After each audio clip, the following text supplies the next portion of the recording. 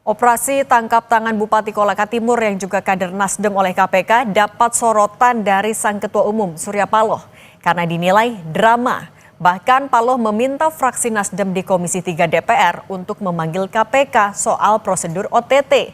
Kita bahas bersama mantan penyidik KPK Yudi Purnomo sudah bergabung bersama kami di studio. Mas Yudi, apa kabar? Alhamdulillah baik, Mbak. Alhamdulillah, kami juga sudah menghubungi dari Partai Nasdem tapi masih belum ada yang bisa bergabung.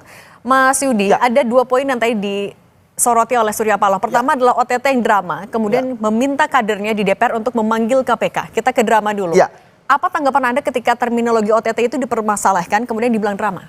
Ya, kalau dari saya, Mbak, ya, bahwa apa yang dilakukan oleh KPK kemarin melakukan OTT sebenarnya sudah sesuai dengan prosedur, itu yang pertama. Kemudian yang kedua, inilah pertama kalinya KPK di tahun ini berhasil melakukan tangkap tangan, ya, yang ketiga, ya, itu lengkap ada kepala daerahnya, Mbak.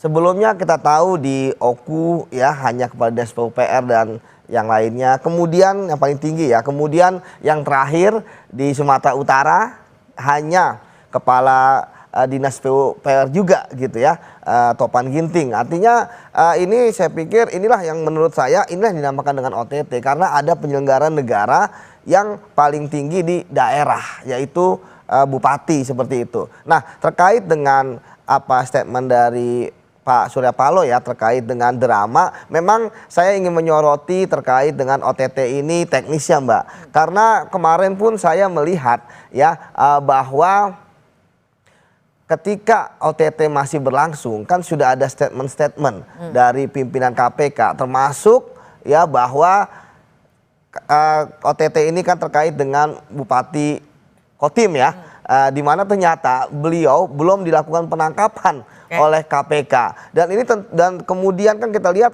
kompers, ya, dengan salah satu tokoh Nasdem gitu, ya. Artinya bahwa ini kan ada hal yang menurut saya ada kurang komunikasi di KPK gitu.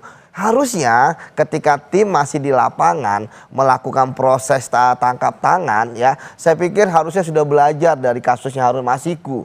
Di mana ketika tim di lapangan, ya, yang biasanya, Mbak, biasanya tim itu sudah menempel, Mbak. Siapa yang menjaga bupati, siapa yang menjaga swasta, siapa yang menjaga pihak dari ASN-nya gitu, ya. Itu kan sudah saling menempel. Nah, harusnya idealnya kan ketika sudah tertangkap semua barulah disampaikan bahwa OTT ada. Ini kan kemudian menjadi gaduh karena saat itu sedang ada rakernas. Artinya dramanya karena ada miskomunikasi di KPK sendiri. Betul, salah satunya itu, ya, ada komunikasi di KPK yang kemudian, ya, walaupun alhamdulillah karena KPK berhasil menangkap, ya, setidaknya tidak terjadi drama Harun Masiku kedua, ya. Tapi yang menarik memang dari statementnya Pak Surya Paloh kan yang menarik adalah memang masih ada perbedaan terminologi terkait dengan apakah OTT itu harus di satu tempat, ya. Jadi semua yang ada di tempat tersebut melakukan dalam hal ini kan suapnya ini kan memberi suap, ya, dan menerima suap itu harus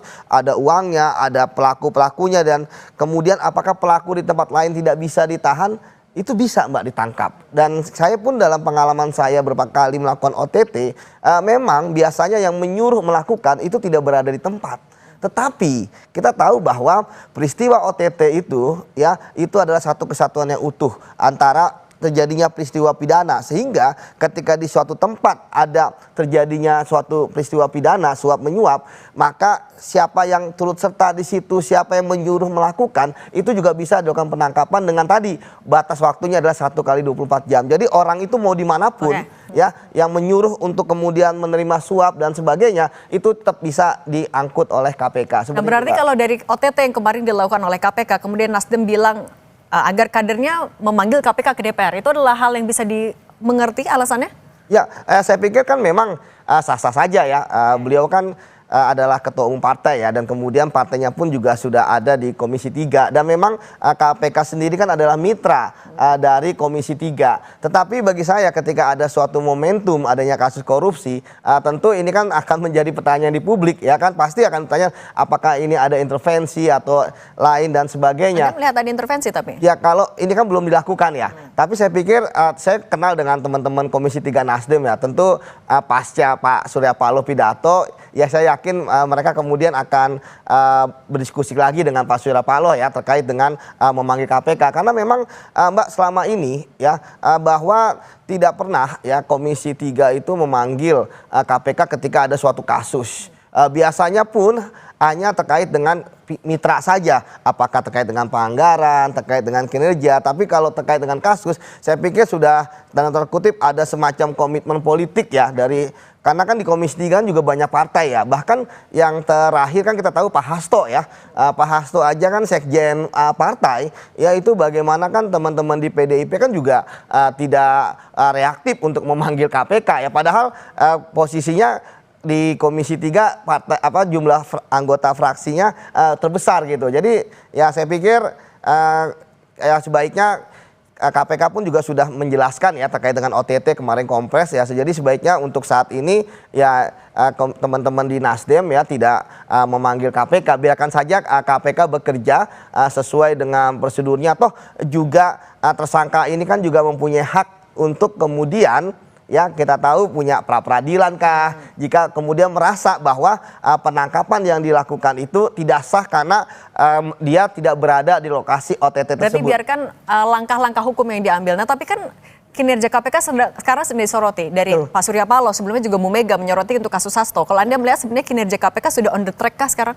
Ya, kita tahu bahwa kemarin saya juga menyampaikan kepada teman-teman wartawan ya bahwa apa yang terjadi saat ini mau tidak suka kan adalah imbas ataupun warisan dan dari masa lalu, dan ini akan menjadi PR dari pimpinan yang sebelumnya ya, sehingga apapun dilakukan oleh KPK sekarang tentu akan banyak hal yang dipertanyakan. Itu yang pertama. Kemudian yang kedua ya tentu ketika melakukan sesuatu KPK akan lebih hati-hati sekarang, apalagi kan juga kemarin kita lihat ada amnesti juga. Nah tetapi justru saya juga ingin menyoroti ya Mbak secara fair bahwa KPK juga harus mengubah pola-pola komunikasi mereka. Seperti tadi saya sampaikan bahwa permasalahan OTT ini tidak akan menjadi polemik yang berkepanjangan ketika pimpinan KPK mampu menahan diri ketika ada OTT ya, bahwa mereka harus melihat situasi di lapangan. Toh sekarang komunikasi kan juga bisa dengan mudah ya dengan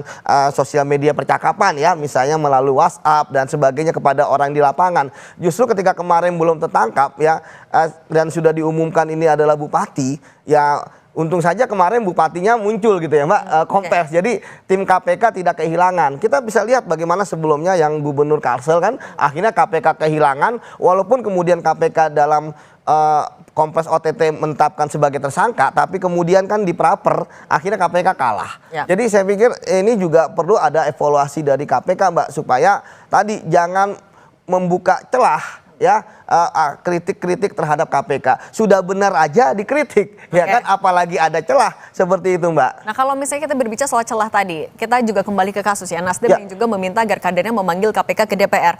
Tapi bagaimana kita melihat juga batasan ketika seorang politisi melakukan pengawasan ataupun juga intervensi kepada sebuah kasus hukum?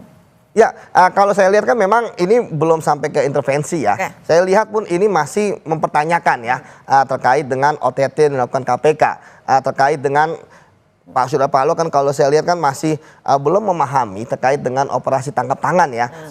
Dikira oleh beliau adalah di suatu tempat kalau saya lihat. Nah menurut saya kan kalau misalnya KPK pun dipanggil ya tentu kan teman-teman Nasdem pasti akan meminta kepada fraksi-fraksi yang lain apakah setuju atau tidak, seperti itu. Itu yang pertama. Kemudian yang kedua ya jikapun kemudian KPK dipanggil ya mau tidak mau suka tidak suka ini memang adalah kewenangan politik dari DPR dan Komisi 3 yang mengawasi mitra kerja KPK.